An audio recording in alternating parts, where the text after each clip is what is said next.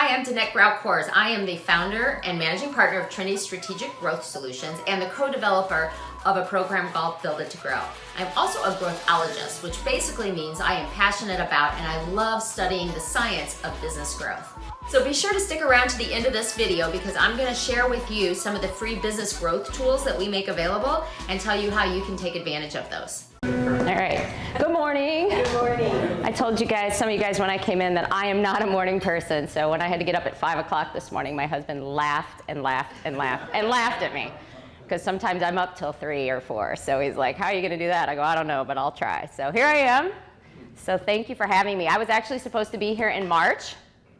It was one of the 3 events that were on my calendar that got canceled and just now starting to get rescheduled, right? So that's 7 months later. So it's interesting that you mentioned social media because, I can tell you a little bit about our program and what we do, but I work with growth-oriented business owners and helping them put together growth strategies. That's kind of a short of it. We're going to talk about systems today and strategy.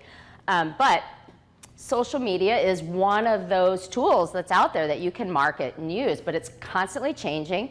There are constantly new tools out there. There's different tools that really are ideal for different types of businesses. So which one should you use? And a lot of times businesses will just try to, what I call a gunshot approach. Just try them all. And you kind of just hit a little bit. You don't really, use a rifle approach, which is really much better. Let me get a little bit of a feel for the room if I can. How many of you guys actually own and run your own businesses as an entrepreneur? Okay, great. So a majority of you. And then the rest of you, are you kind of in a key man position? You're running a business for somebody or a location or a branch? How would you classify yourself? I run a nonprofit. Not nonprofit? Okay. All right.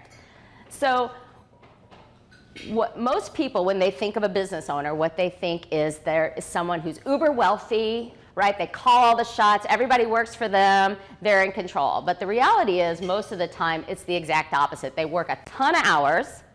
Everyone else seems to get paid first, right? Barbara's nodding her head a lot. You run around with your head cut off, and nothing ever really seems to get done correctly unless you're the one at the wheel. And if you know what I'm talking about, it can be exhausting, right? And you guys may have heard this statistic, but what makes it even worse is that like 80 to 85% of all new businesses fail within the first 5 years.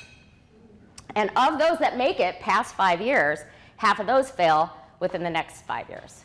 So you're looking at a 90% failure rate within the first 10 years of a business opening, which is heartbreaking. I think it's gut-wrenching because you think of all the time and energy and passion that goes into a business, not to mention the financial investment, and that's just kind of all gone.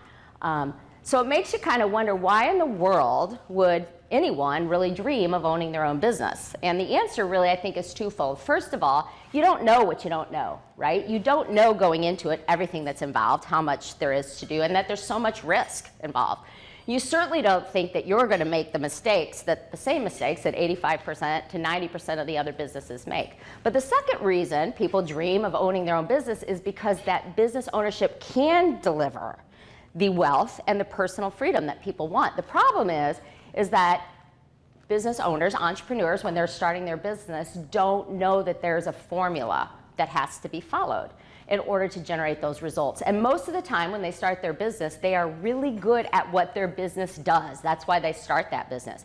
But they aren't experts in business growth. And that is really what the missing link is understanding the full scope of what it takes to build and grow and run a successful, thriving business. So what they end up doing a lot of times is just working their tails off, kind of spinning their wheels, and maybe after 5 years or so throwing in the towel because they just run out of passion or energy, or I like to say spouse support a lot of times, right, or money. And they kind of plateau and they just kind of stay status quo. All right. But I know this firsthand. My name is Danette Grau Kohrs. I am the founder and managing partner of Trinity Strategic Growth Solutions. I am also the co-developer of a program called Build It to Grow.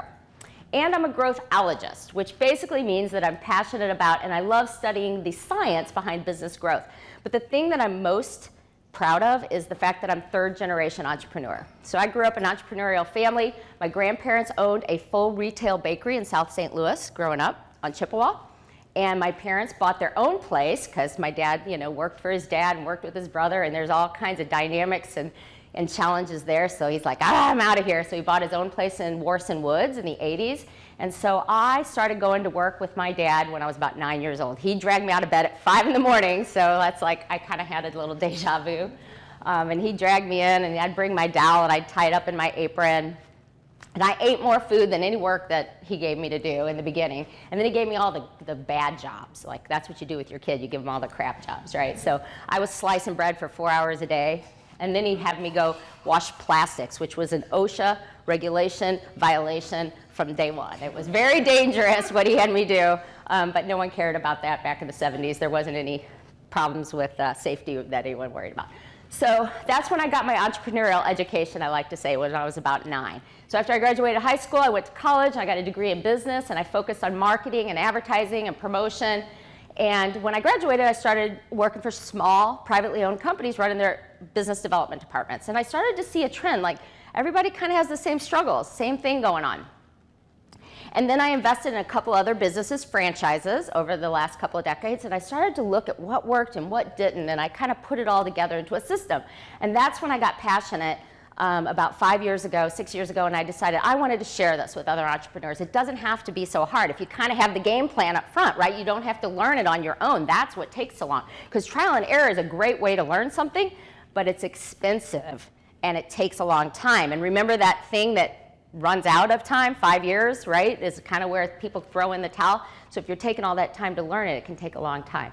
So that's why I put it together. I put together this Build It to Grow program. But so what I want to do is kind of show you guys and go through an interactive exercise to show you how powerful systems are, understanding systems.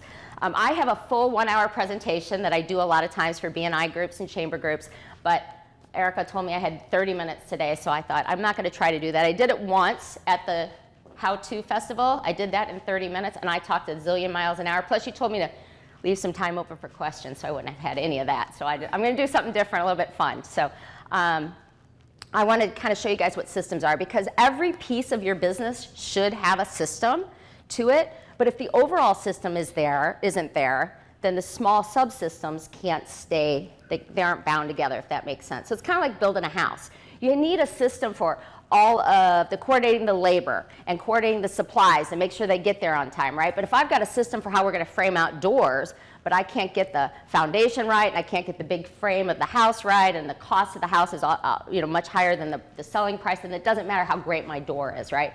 Or the structure of the home isn't good if I've got tornadoes or hurricanes that come through, not hurricane in Missouri, or an earthquake that comes through. It's going to collapse, and the door doesn't really matter, all right?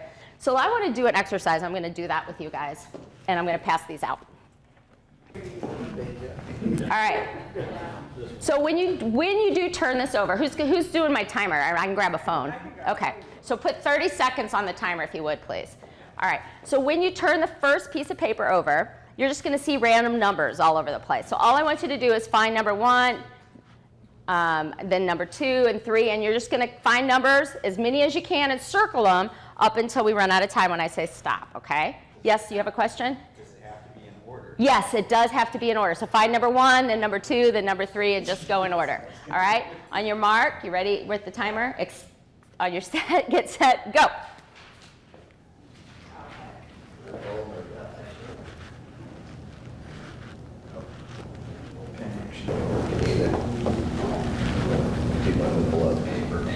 Never trust them. Never trust them. Only the bastard. All right, stop. I got 1 and 2. So how many people got 10? All right, 1, 2, 3, 4, 5. 5, so about half of you. How many people got 15? How many people got 5? Anybody got less than 5? You don't count. Your pen didn't work. My pen didn't go. All right, so very good. So some of you guys got 10. How about 12? Who got 12? 13? 14? 15? All right, very good. All right, 15 is the highest. All right, so now what I want you to do is turn that piece of paper back over. I want you to take the second piece of paper. Don't look at it again, please. All right, And so what I want you to do, what I'm going to do is I'm going to teach you a system. That's what it's about, right? That's what we're going to do. I'm going to teach you a system to get better results and be more productive, right? So I want you to take that second piece of paper, the clean one, and fold it in half with the numbers inside. So the second piece that you haven't written on, fold it inside and fold it in half. All right, now fold it in half again. So it's basically in a square, right? All right, now unfold it but lay it face down on the table. All right, when you pick it back up, can you set the timer for 15 seconds, please? Yes. So when you pick it back up, here's the system. You're going to find the first number in the first quadrant in the upper left-hand corner. And you're going to find the second number in the second quadrant, and you're going to move clockwise, and you're going to find a number in each of those quadrants all the way around, all right? So we got 15 seconds. Get as many as you can. Go.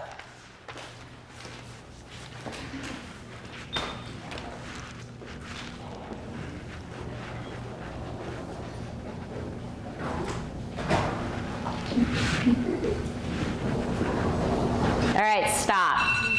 There you go. All right, how many people got 15? All right, 16? Did you get 16? You got 15 exactly? All right. How many got 10? Less than 10? Less than 5? Okay. How many people, compare what you got the first time to the second time? How many people got approximately the same or more? All right, almost all of you.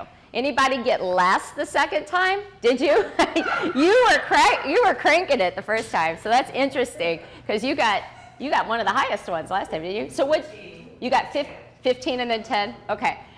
Here's the key to the whole exercise is that you knew a system and a process, but you had half the resources. You only had 15 seconds the second time versus 30 seconds the first time to get approximately the same results, and some of you got more. Now, there was some situations where you got less, but you also had half the amount of time.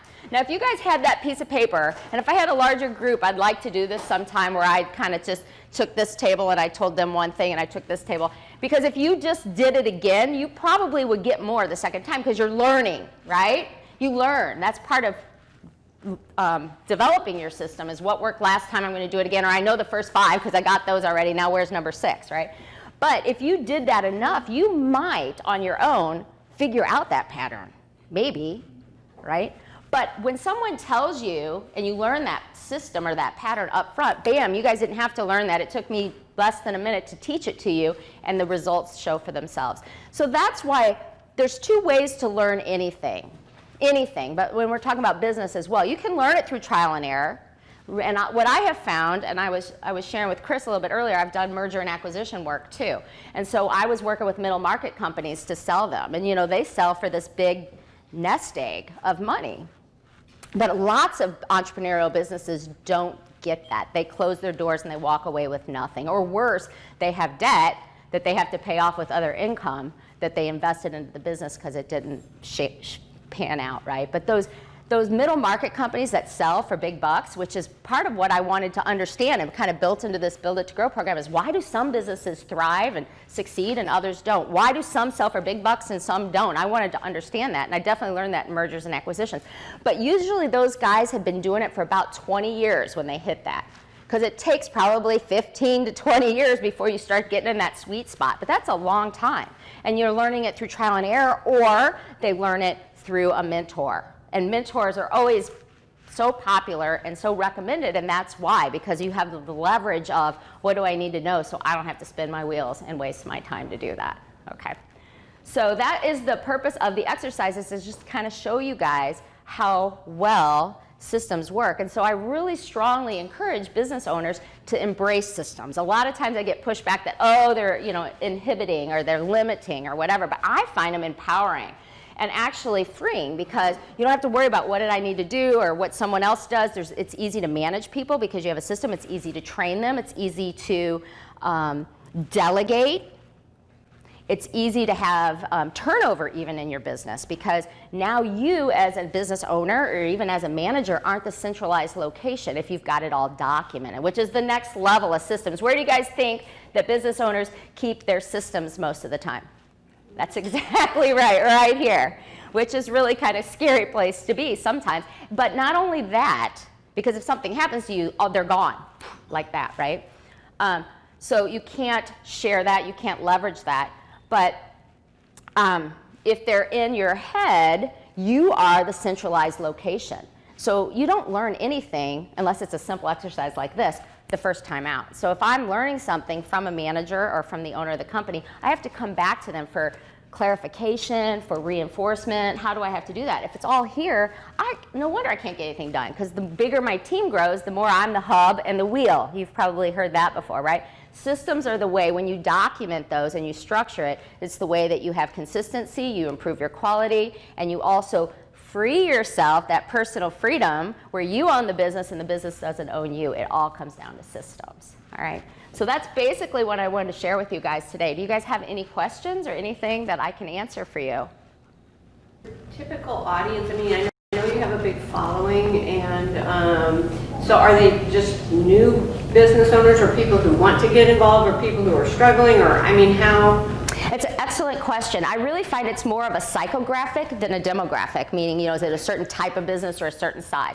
If I'm going to talk about demographics, I would say typically they've been in business 3 to 5 years, means they've got some traction going, some things are going well, but they're also at a point where they want to excel, they want to scale, they want to grow, but they realize that there's a lot of wheel spinning, and they want to learn. Tell me what I need to know, and I want to embrace that. So they tend to be great learners. They love to learn and apply, and they're not so much worried about, well, do I look like I don't know what I'm talking about? They embrace to learn. So that's a little bit get into the psychographics of it all. The other thing I have found with brand new businesses, very early startup, is I have always said this is a phenomenal tool for them. This is just our binders of the whole program. That's why I put them up here and lugged them along. It's a phenomenal tool for them, but I don't feel like they're mentally ready, because if you guys have ever done any kind of an entrepreneurial venture, when you are right out of the gate, man, you are excited and all you see is the golden ring, right? It's just going to work out so great. It's going to be awesome. You haven't hit any road bumps. You haven't hit any brick walls. You haven't had any of those frustrations. Somewhere around 3 to 5 years, things are going well, but you're like, this is taking a lot longer and there's a lot more to it than I want. So that tends to be when someone's ready to really tap into a tool and a resource like that. So is this a series? It's essentially a series that you put on? Is that it? Yeah, so I built it into small enough nuggets that it wasn't a complete fire hose of information. So in the shortest period of time, because you got to get the information quickly, especially if there's a 5-year failure rate, you got to learn it pretty quick, but at the same time, you're running a business. You're not a full-time college student that can just sit there and do it all day long, right?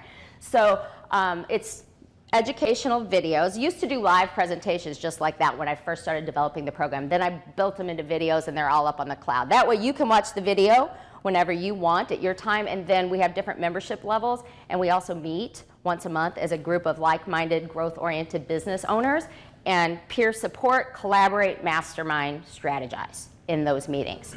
That's what we do at that level. But there's 15 modules. And we start with phase 1, which is setting the foundation for growth. Everybody wants to grow. This is something I found when I was doing running business development departments, right, and working with companies. And I didn't get into that, but when I first started Trinity, I started Trinity in 1999, and I was helping companies systematize their marketing and their sales process. Now, that's kind of commonplace now, because we have tools and CRMs, but that's what I was doing 25 years ago, right out of college, was setting up CRM tools.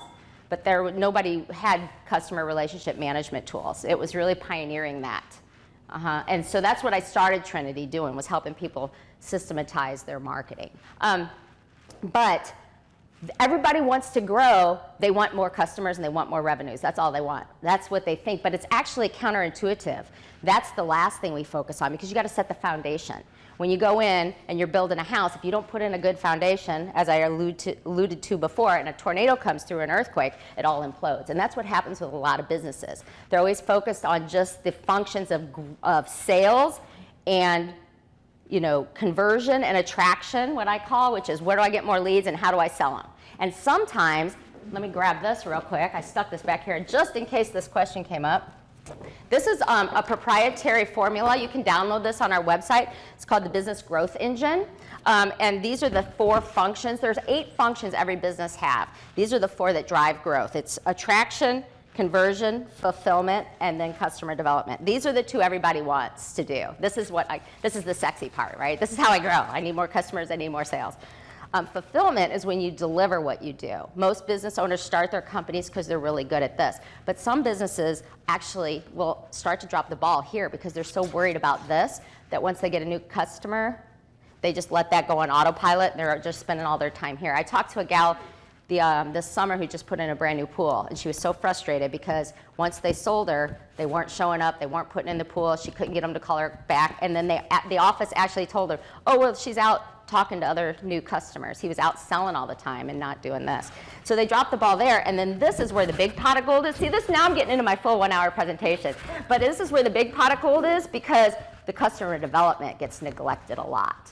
So anyway, I know you had a question, so I'll spend as much time as I have on this, but what was your question? Yeah, that 90% first 5 to 10 years you were talking about. What do you see as 1 or 2 primary reasons why people do fail? If it's either mismanagement or just what you're talking about, or not both? Yeah, it's drilling down and pretty much not understanding the big picture of the business, not setting that foundation. There are 8 business functions. That's another download that you can get from us.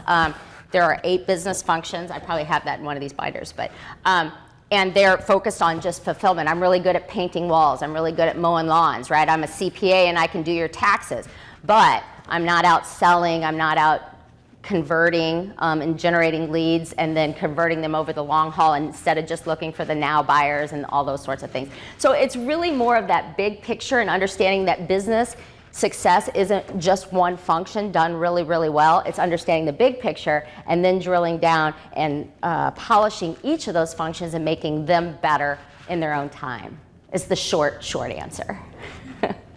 Did you have a thought? You look like you had a thought a second ago. Actually, I was going to ask the question, so thank you. Yeah. So anyway, did I answer your question, Barbara? Mm-hmm. Okay. Anybody else? Any thoughts or questions? All right. Well, thank you. I appreciate you guys letting me come and speak to you today. I appreciate it. Thank you. Hey, thanks for watching the video. If you'd like to get more information, go ahead and text GROW, or the word grow, to the number right here, and we will send you our Grow Like a Pro report. Hey, don't forget to subscribe. Click the bell right here so that you can get more tips and tricks and insider secrets on how to grow your company consistently, predictably, and profitably. Thanks.